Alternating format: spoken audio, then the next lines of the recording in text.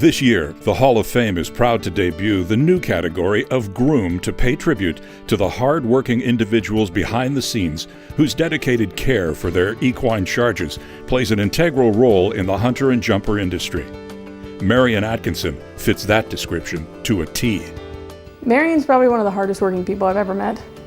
She comes in early, she stays late, she says hi to everybody in the morning. She's always has something good to say to people and good to say to the horses. She's never negative.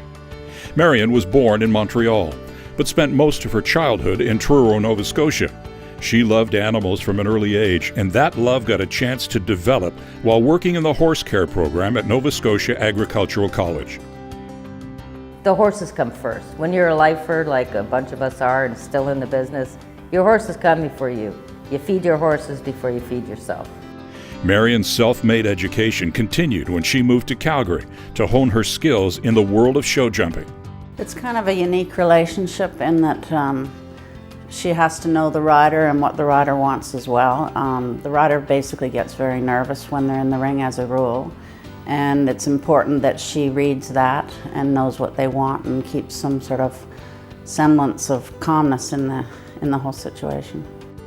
Her equestrian journey led her to Ontario in the early 1990s, and an introduction to Beth Underhill and a Grand Prix legend by the name of Monopoly. She started looking after Monopoly right from the beginning, and I started riding him in 1990. And somewhere along the way, I gave her a necklace that said Monopoly on it.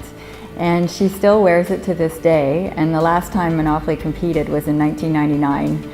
So I think that shows, how much these horses stay with her, and she always, even after Monopoly was retired, she'd come and visit him and bring him apples and his favorite treats, and she never forgets her horses. The 1990s were exciting times. Marion won Groom of the Year in 1996.